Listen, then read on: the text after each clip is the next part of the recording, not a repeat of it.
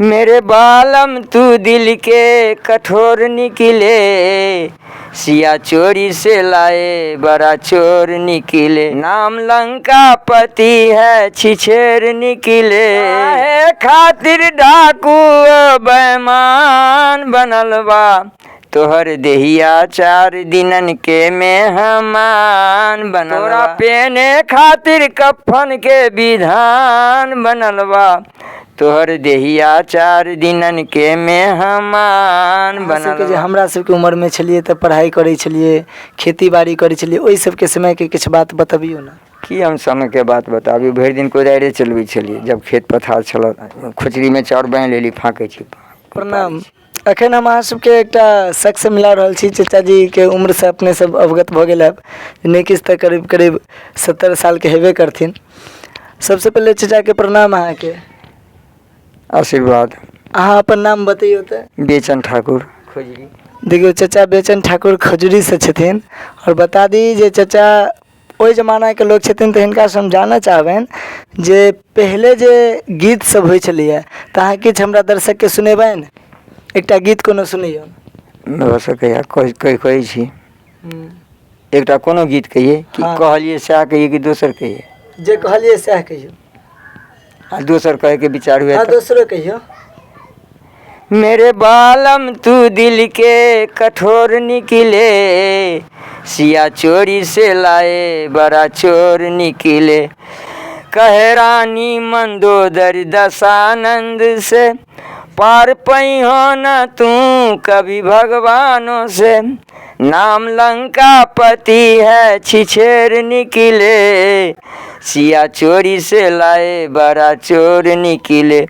मैं तो समझी थी जोधा जवाने में, लगी लजाना सीता चोराने में। वीरताई में तुम कमजोर निकले, सिया चोरी से लाए बड़ा चोर निकले। जगजननी को रावण सताया है, यह गाना गवैये ने गाया है।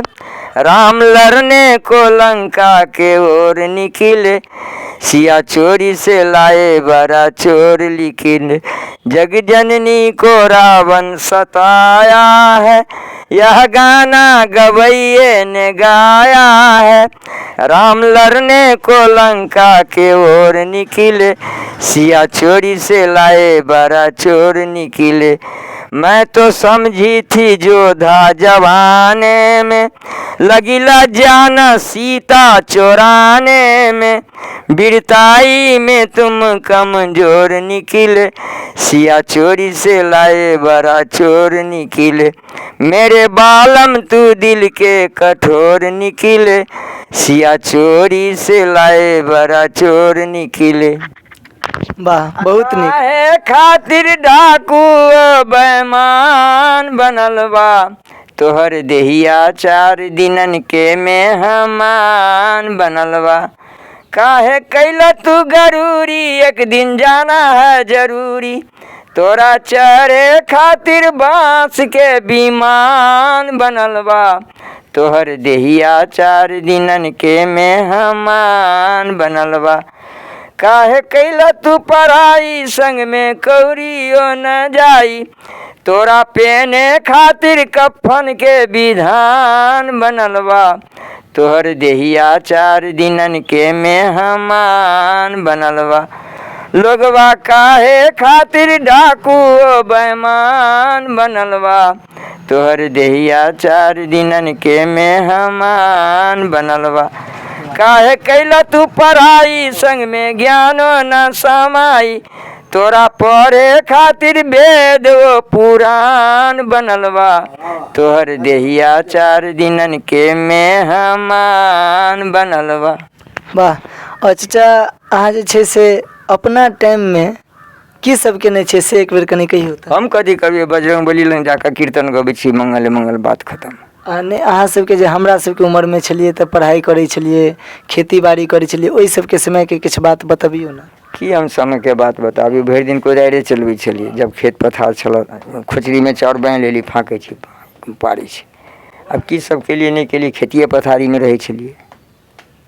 और झगड़ो लड़ाई करै छलियै लड़का सबसे, जेना झगड़ा अखन के जे तऽ अखन जे लड़का सब जे कम उम्र के लड़का सब जे झगड़ा लड़ाई करैत रहै छै तकरा सबके अहाँ की कहबै, नहीं करबाक चाही ने? नहीं करबाक चाही, झंझट नहीं करबाक चाही, झंझट करनाइ गलत है ना।